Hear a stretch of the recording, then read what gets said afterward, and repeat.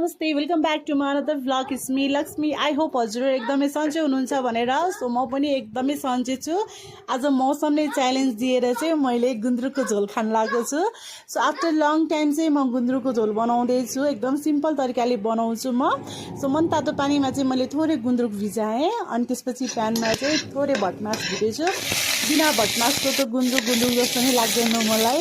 So भटमास चाहिँ म अनिवार्य राख्छु नि। अनि यहाँ चाहिँ मैले गुन्द्रुक पनि भुटेँ अलिअलि अनि प्याज काटेँ थोरै, लसुन खुर्सानी एउटा पड्काउन राखेँ।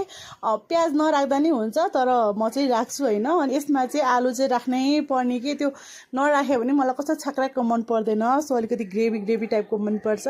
अनि यहाँ भने चाहिँ म अन्डा पनि एउटा राख्छु। अनि अन्डालाई चाहिँ म एकदम मसिनो पारेर मजाले फ्राई गर्छु। अनि त्यसपछि लास्टमा माथिबाट राखेर त्यसलाई म मिक्स गर्छु। सो यहाँ भने चाहिँ मैले एउटा अन्डा लिएको छु होइन। सो मेरो ब्याकग्राउन्ड चाहिँ अलिकति डिस्टर्ब आइरहेछ, बच्चाहरूले हल्ला गरिरहेछ थोरै। सो त्यसलाई प्लिज माइन्ड नगरिदिनुहोस्। अनि यहाँ भने चाहिँ मैले एउटा प्यानमा चाहिँ तेल राखेर मैले चाहिँ 5 फोरन पड्काएँ अनि खुर्सानी अनि लसुन पड्काएँ। त्यसपछि चाहिँ प्याज राखेर म अलि रातो गरेर भुट्छु अनि मात्रै गोलबेर राख्छु। अब कुनै गुन्द्रुकहरू अमिलो हुन्छ, मेरो चाहिँ ठिकै छ, त्यति अमिलो छैन।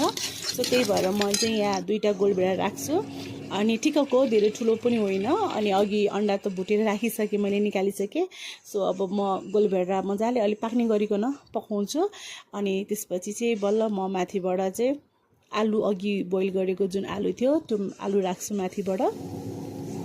अनि मैले नुन राखेँ, बेसार राखेँ, जिराको धुलो राखेँ। अब भने चाहिँ म मजाले एकछिन पकाउँछु यसलाई। अनि त्यसपछि चाहिँ माथिबाट मैले आलु मुसेर चाहिँ राख्छु। अलिकति ग्रेभी हुन्छ किनभने मलाई त्यो झोल धेरै मन पर्दैन, अलिअलि ग्रेभी भएको नै मनपर्छ गुन्द्रुकको चाहिँ।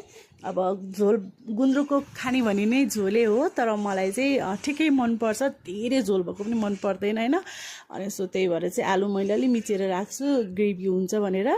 अनि सोरे पानी राखेँ। अब मैले यस माथिबाट पानीलाई चाहिँ मैले अलिअलि उमाल्न दिन्छु। अनि बल्ल माथिबाट चाहिँ मैले अघि फ्राई गरेको गुन्द्रुक राख्नेछु। अनि गुन्द्रुकलाई पनि राखेर एकछिन उमाल्छु म। अनि त्यसपछि चाहिँ माथिबाट अन्डा राख्छु अनि अन्डा राखेर अझै एकछिन उमाल्छु म। त्यसपछि चाहिँ बल्ल भटमासहरू राख्छु अनि त्यसपछि छोपिदिन्छु। किनभने भटमास चाहिँ लास्टमा राख्यो भने अलिक खाँदा फेरि पनि क्रन्ची आउँछ नि भटमासमा। सो त्यही भएर भटमास चाहिँ म लास्टमा राख्छु।